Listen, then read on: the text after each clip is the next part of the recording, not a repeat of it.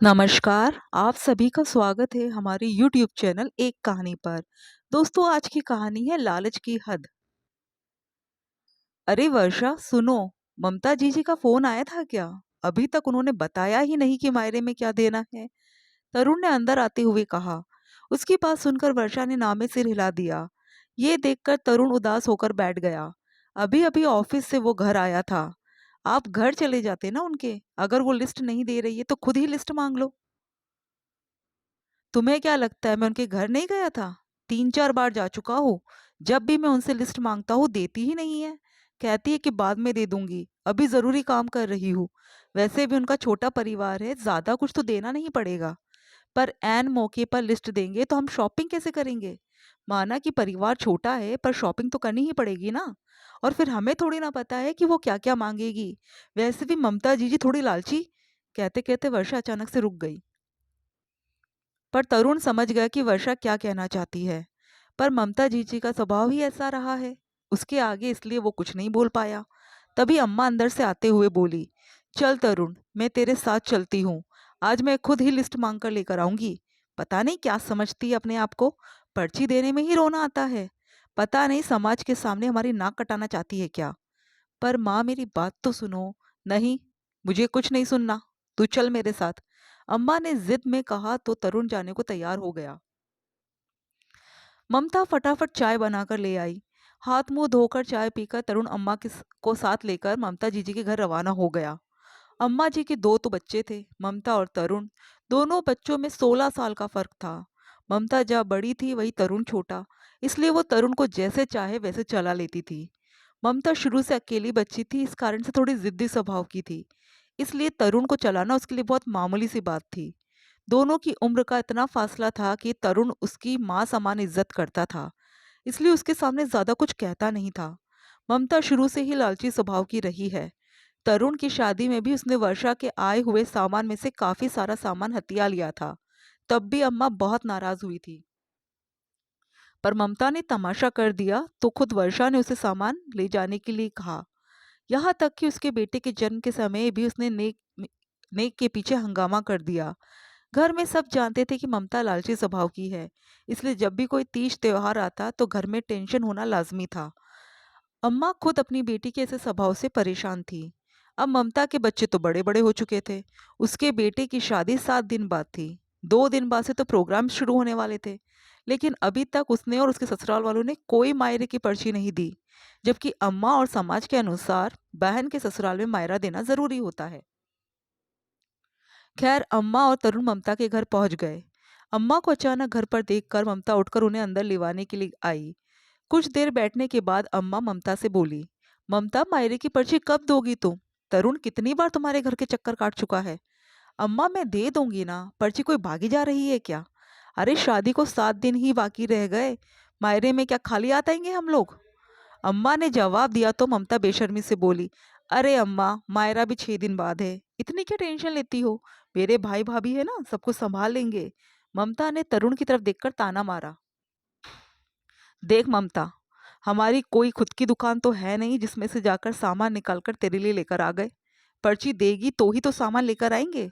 और हमें क्या पता तेरे ससुराल में कितना क्या सामान लगेगा। अगर पर्ची दे रही है तो ठीक है, वरना हम शादी में नहीं आएंगे।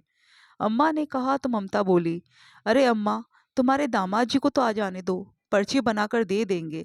अब मैं पर्ची बनाकर दे दूं और उन्हें पता ही ना हो तो भला कैसे काम चलेगा? और कल को कोई रह गया तो डांट तो मुझे ही पड़ेगी ना। अरे शादी पक्की हुए 2 महीने हो गए, तूने अभी तक पर्ची नहीं बनाई? कितनी आलसी है तू।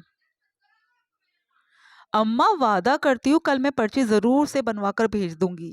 ठीक है, अगर कल पर्ची नहीं आई तो देख लेना, अपने बेटे की शादी करके खुद ही ले आना। अपने मायके वालों से उम्मीद मत करना। कहकर अम्मा तरुण के साथ घर चली आई। दूसरे दिन भी अम्मा इंतजार ही करती रह गई, लेकिन ममता ने पर्ची नहीं भेजी। तीसरे दिन ममता खुद ही घर पर आई तो अपने साथ एक पर्ची लेकर आई। उसे अम्मा को देकर बोली, अम्मा, पर्ची ले आई हूँ, कल तो आना नहीं हो पाया और अब कल से प्रोग्राम शुरू होने वाले हैं तो आज ही देने आ गई हूँ।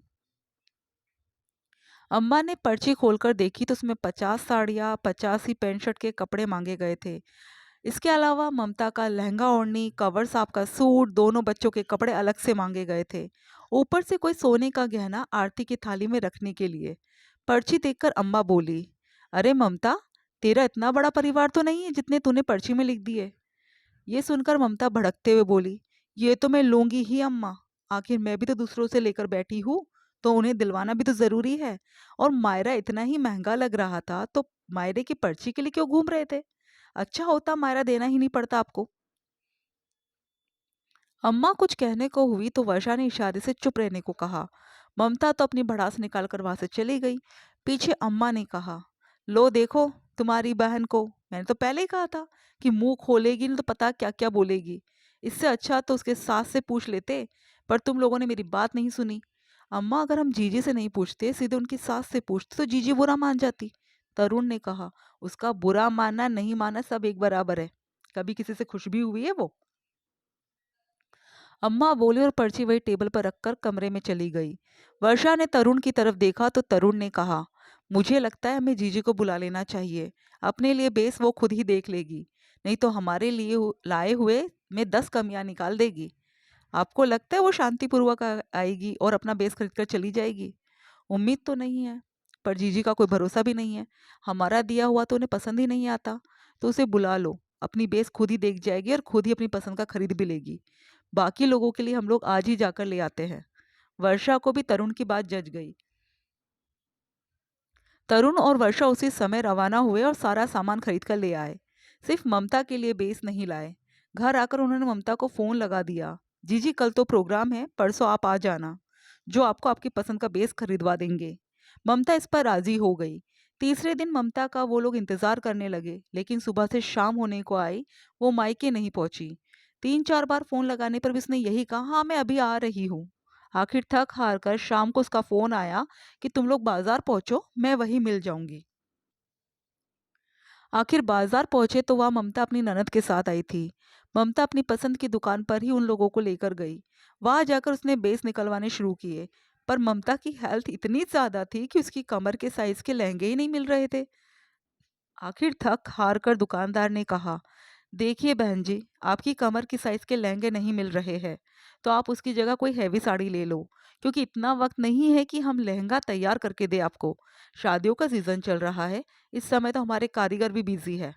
आखिर ममता को साड़ी ही देखनी पड़ी, लेकिन साड़ी भी फिर भी कोई ऐसी वैसी नहीं। 25-30 हजार से नीचे वो साड़ी देख ही नहीं रही थी। ये देखकर वर्षा ने तरुण की तरफ देखा, लेकिन तरुण ने इशारे से उसे बिल्कुल चुप करवा दिया और धीरे से कहा, तुम एक शब्द नहीं बोलोगी, वरना जीजी तुम्हारी बात पकड़ लेगी। जब 4-5 साड़ी उसने देख ली तो उसकी ननद बोली, भाभी आपको शर्म नहीं आ रही है? ऊंट की गर्दन लंबी है तो काटने के लिए नहीं होती है।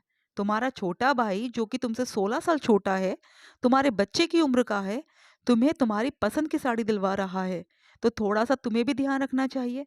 जरूरी है 30-35 हजार की साड़ी खरीदना? 4-5 हजार में भी सुंदर सुंदर साड़ी आती है। कुछ तो शर्म आप भी करो। आखिर अपनी ननद की फटकार सुनकर ममता उससे नीचे की साड़ी देखने लगी। 8-10 साड़ियों के बाद उसने 8 हजार की साड़ी पसंद की। साड़ी के बाद उसके साथ की एसेसरीज में ही 4-5 हजार रुपये और खर्च करवा दिए। जब खरीदारी हो गई तो ममता ने कहा, तरुण, तू कोई सोने का गहना भी साथ के साथ दिलवा दे, वो भी मैं अपनी पसंद का ही लूंगी। तब तरुण ने कहा, जीजी हम सोना नहीं रख रहे, उसके बदले में हम तुम्हें नगद ही देंगे, अम्मा ने कहा है। लेकिन लेकिन वेकिन क्या भाभी? जब आपकी अम्मा कह रही है तो आप उनकी बात मानो। आखिर आप अपनी अम्मा से बड़ी तो नहीं हो। और फिर सोच लो, तुम्हारी भी एक ननद तुम्हारे सामने खड़ी हुई है। ममता बहस करना तो चाहती थी, लेकिन ननद सामने खड़ी थी तो ज्यादा कुछ बोल नहीं पाई। अगर अभी वो ननद के सामने इस तरह की जिद करती तो कल को ननद के बेटे की शादी में उन्हें भी वो सब देना पड़ता। इसलिए ममता ने चुप रहना ही ठीक समझा। दोस्तों, आपको कहानी कैसे लगी कमेंट करके ज़रूर बताइएगा, और हमारे चैनल को प्लीज़ प्लीज़ प्लीज़ सब्सक्राइब ज़रूर कीजिएगा। Thank you.